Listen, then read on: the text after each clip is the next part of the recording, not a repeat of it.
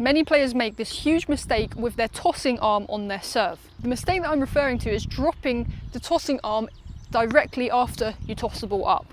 So in today's video, I'm going to teach you what you should be doing with that tossing arm and how to avoid dropping that arm as soon as you toss the ball up. Manually dropping the arm as soon as you toss the ball up can cause you to collapse into the serve. And collapsing into the serve is not a good thing to do. It can cause you to hit too many serves into the net.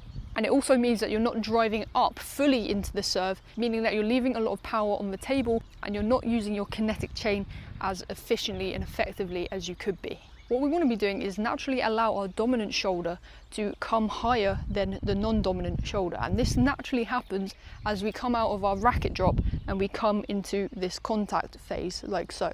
So essentially the serve is a shoulder over shoulder type of motion. So when we toss the ball up and we come into our trophy position, our non-dominant shoulder is higher than our dominant shoulder, like so.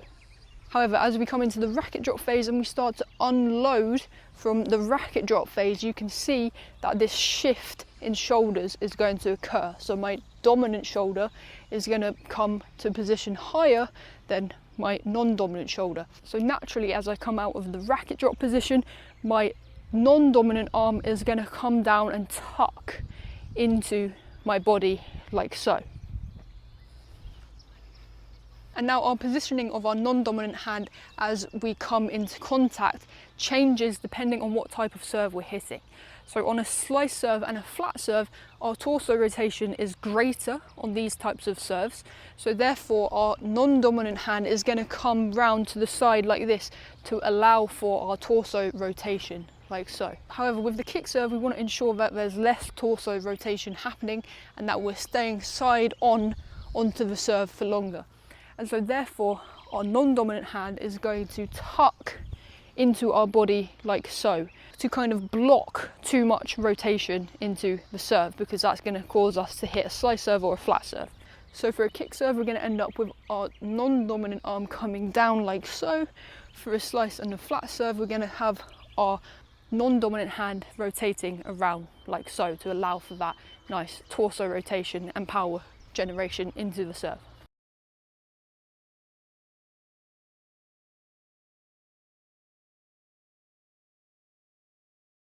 So this motion with your non-dominant arm, if you are accelerating into the serve maximally and optimally, this should happen naturally and you shouldn't be forcing it. But the key thing that recreational players need to focus on is not dropping their non-dominant arm straight away after they toss the ball up. You want to ensure that this non-dominant arm is staying up until it naturally wants to fall as you accelerate out of the racket drop.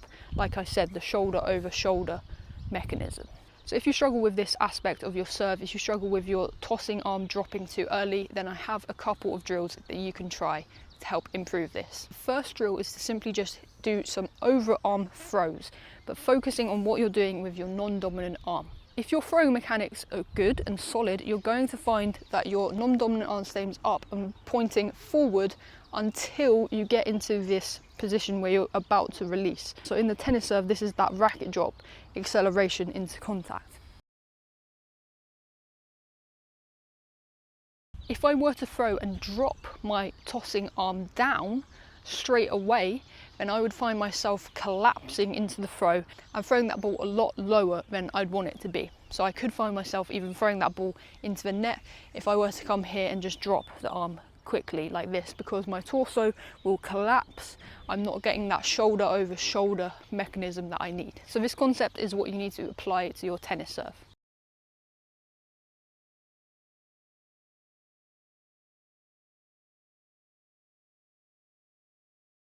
So another drill that you can do to help you to improve this feeling of keeping your non-dominant arm staying up is simply just practicing your toss and your motion together. So what you're going to do is just come into your motion, toss up, and keep the arm up so that you catch the ball in the air with your arm up like this.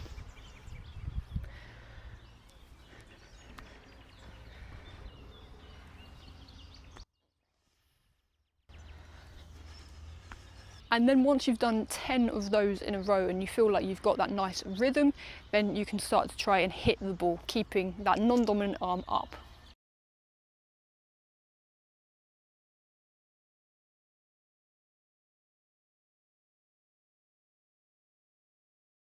If you need more help on your serve, then make sure you download my free serve fundamentals guide, which is linked in the first line of my description box below.